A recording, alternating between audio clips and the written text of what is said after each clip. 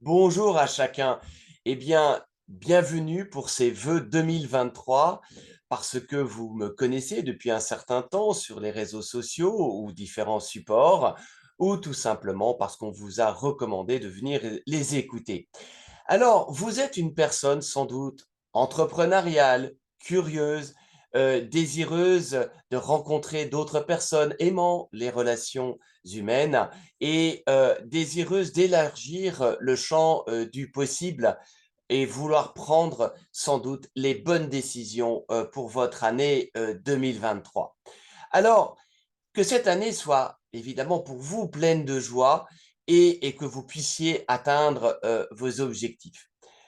Vous avez vraisemblablement besoin d'énergie, c'est pour ça que vous continuez à m'écouter peut-être, de vous rapprocher de personnes qui elles-mêmes sont en énergie, de partager un projet commun, tout en atteignant bien sûr vos objectifs personnels. Alors, c'est important de construire justement quelque chose ensemble, au-delà de ses propres intérêts, et de vous appuyer plutôt sur vos forces que ce que l'on peut appeler nos points faibles.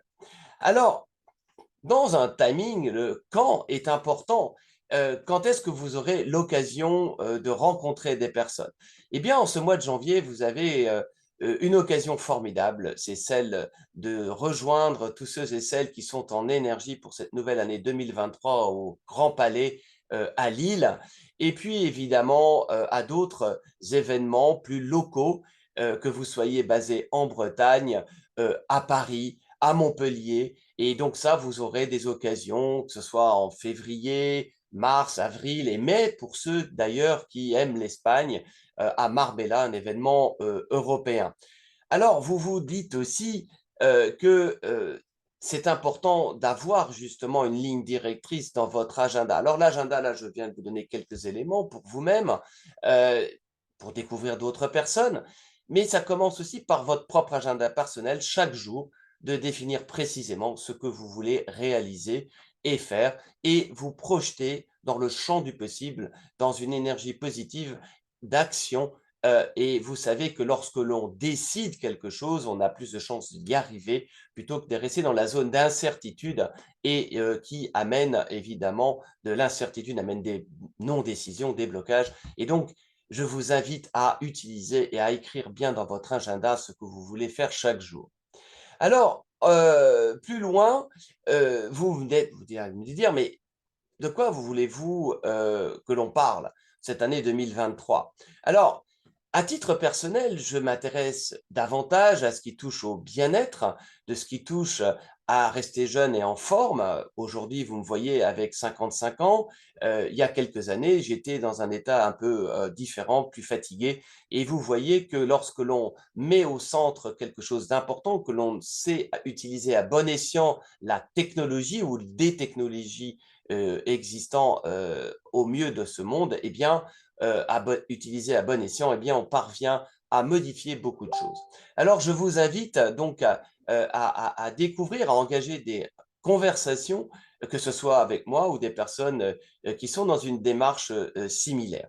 Alors, vous avez vu que euh, le monde virtuel a pris de plus en plus de place. Alors, il y a plusieurs façons de l'aborder. Alors, soit il y a ceux qui décident de passer que leur temps sur les réseaux sociaux, versus ceux qui sont que dans leur temps dans le monde réel. Alors, en fait, ce monde est devenu un peu plus subtil, et où je vous invite à utiliser à bon escient ces réseaux sociaux, à utiliser à bon escient les réunions à distance, à utiliser aussi les outils et découvrir ensemble les outils de réalité virtuelle. Bref, c'est un ensemble de choses qui permettent à vous, en tant qu'être humain, de trouver l'équilibre entre un équilibre physique du monde réel et un environnement virtuel. Alors, dans l'un, dans le monde réel, on fait certaines choses que l'on fait pas dans le monde virtuel, et inversement, dans le monde virtuel, nous faisons des choses qui ne seraient pas possibles dans le monde réel, ou du moins euh, à un coût économique, ou de ce qu'on appelle la sustainability, c'est-à-dire la capacité à le maintenir à des coûts économiques raisonnables à travers le temps, que ce soit pour soi-même, pour son organisation ou pour la société.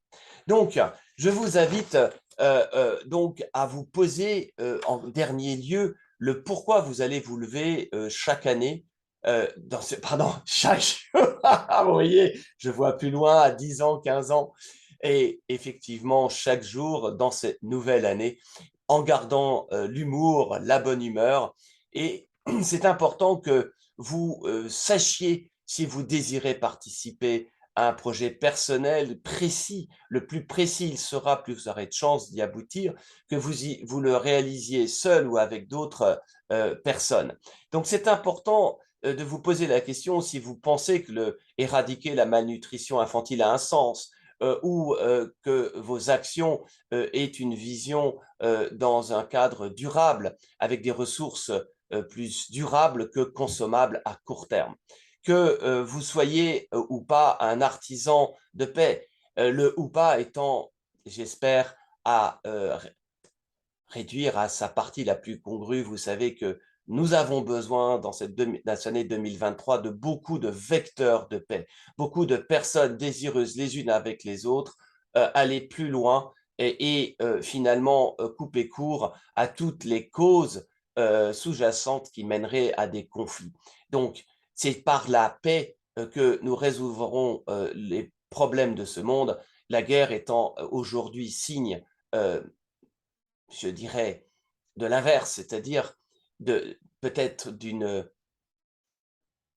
Les outils de destruction sont tels aujourd'hui qu'on ne peut même plus envisager de les utiliser. Voilà, il faut en avoir conscience et donc agir et que le monde entier bouge pour que nos dirigeants respectifs dans ce monde aient envie d'utiliser d'autres méthodes que celles prononcées par la guerre, donc la paix étant, je pense, être artisan de la paix chaque jour autour de soi étant déjà un premier début est essentiel.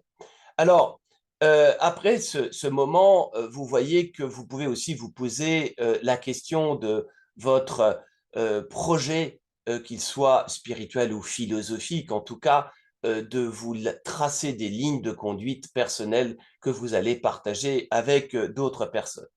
En tout cas, dans tous les cas, quoi qu'il advienne, je vous souhaite pour cette année 2023 vraiment une année pleine d'énergie, de bonnes rencontres. C'est important que vous ayez de bonnes connexions, que vous fassiez de belles découvertes, que vous engagiez de bons échanges avec des personnes les plus variées possibles autour de vous comme avec la permaculture, plus il y a de diversité, plus il y a de biodiversité, plus il y a de relations variées, plus vous trouverez un équilibre personnel et collectif et social important. Et donc, je vous souhaite donc une année de joie, de paix et bien sûr, évidemment, de bonne santé. À bientôt. Belle fin de journée pour ceux qui m'écoutent en fin de journée. Beau début de journée pour ceux qui m'écouteront en différé ou avec un décalage. À bientôt.